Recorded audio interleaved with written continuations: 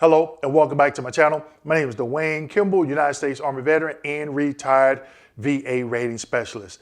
Today, I don't have an educational video for you, sort of, but not so much like my other ones. Today, YouTube subscribers and supporters of my channel, I need your help. I have a question and I want to know your answer.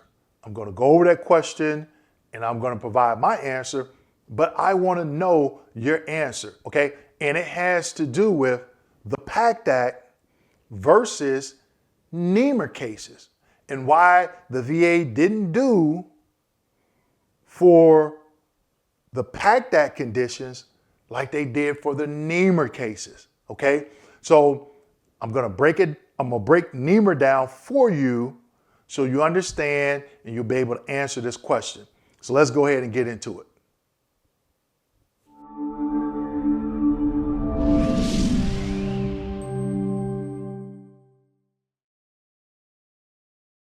Okay, everyone. So I know you're probably thinking, Dwayne, what is Nehmer? Nehmer cases pertains to Agent Orange Vietnam veterans, okay? Now, back in August 2010, and I don't know what August is because the PACT Act came out in August, okay? So I don't know, they got that month of August. But anyway, the Nehmer cases, the VA added 3 conditions to 38 CFR 3.309 subpart E, tropical diseases for Vietnam veterans. One of those conditions was ischemic heart disease, IHD, okay? Now, when I was a young Raider, I was assigned Nehmer cases for my team that I worked on for a whole year. Those were the only cases that I worked, okay? So I got really good at looking at information going back to the 80s, the 70s, and putting veterans boots on ground or somewhere, some shape or form dealing with Agent Orange, okay? Now, we all know what the PACT Act is. We know what the PACT Act is. But unlike Nehmer, the PACT Act, the effective dates only went to when? August of 2022, right? Okay, but Nehmer, they went back even further. And if the veteran was deceased, it went to the family member. So I'm thinking, why didn't they do that for the PACT Act veterans? Okay, so that's the question. But I want to give you a little bit more context on Nehmer. But that's the question. So just keep that in mind. I'm going to run you through some things with Nehmer. All right. So let's go ahead and get into it. You know I got some slides for you. You knew that was coming, right? All right, slide number 1.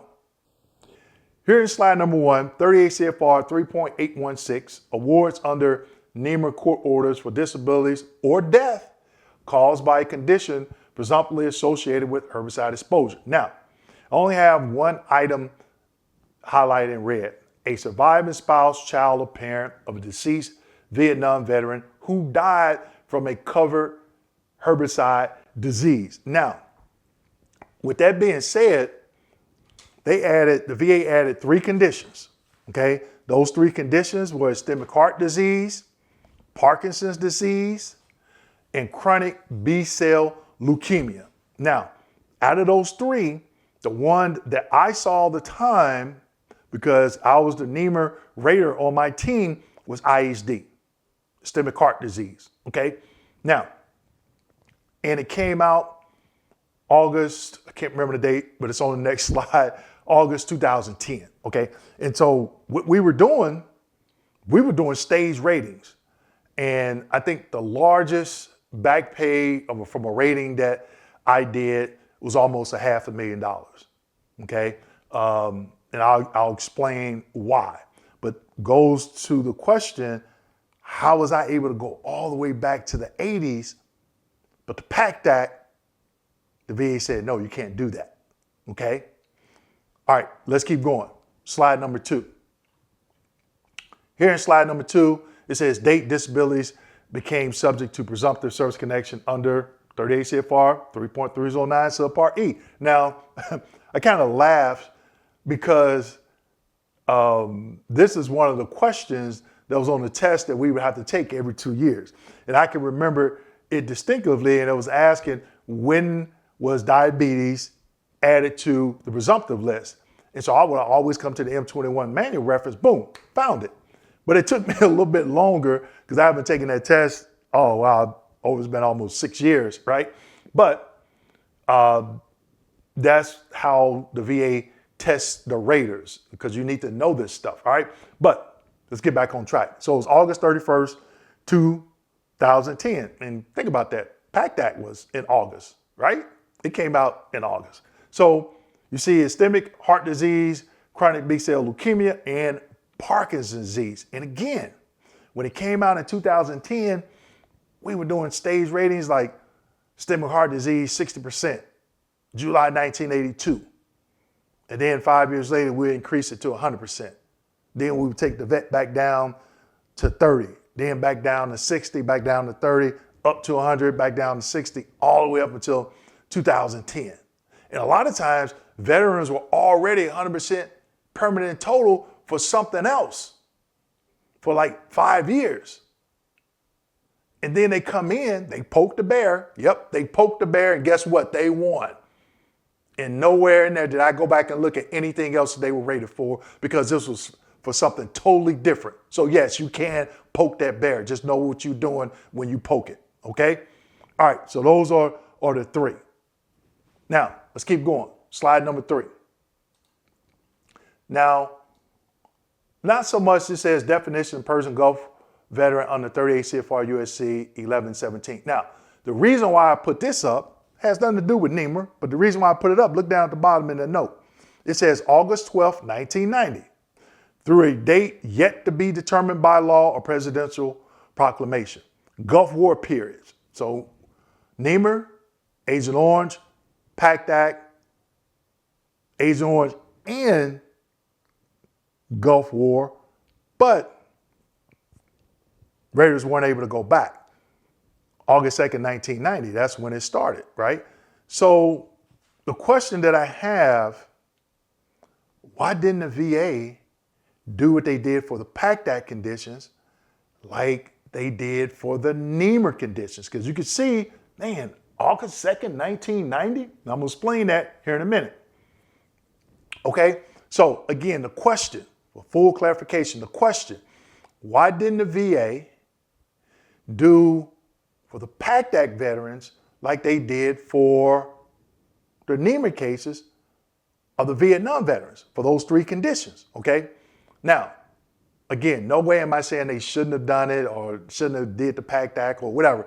They did the right thing, okay? Both, Nehmer and the PACT Act. The VA did the right thing. But my answer to that question is, the reason why I think they didn't do it is because, one, it would have added to the backlog. You have more Gulf War veterans. Look at that date, August 2nd, 1990. Just think how many veterans there are. Now, when you think about Nehmer, 2010, you're roughly looking at 40 years. How many Vietnam veterans are still living opposed to Gulf War veterans that are currently living? So if they would have done that, meaning, for example, let's just say you claim allergic sinusitis, chronic sinusitis in 1995 due to presumptive. Obviously, you get denied because it's not on the list, and didn't get on the list until when? A couple of years ago, right? So what about them doing a stage rating all the way back to 1995? And they did that for 1 million veterans. You know how much money that is? But when I did Nehmer cases, man, these lawyers were coming out the woodwork like roaches, because veterans are getting these retros of like 100,000, 50,000, 200,000, 300,000, 400. I've heard of going over $500,000 all at one time because they applied for one of these 3 conditions years ago. The VA denied it because it wasn't on the list. They couldn't do it on direct service connection, and they had to do a stage rating and give them back pay. So when it comes to, hey, these new proposed changes, What is the VA going to do? Nobody knows except the ones that are making their decision at the VA. Because when the PACT Act came out, I was like, oh, yeah, they're going to do like they did Nehmer cases. They didn't.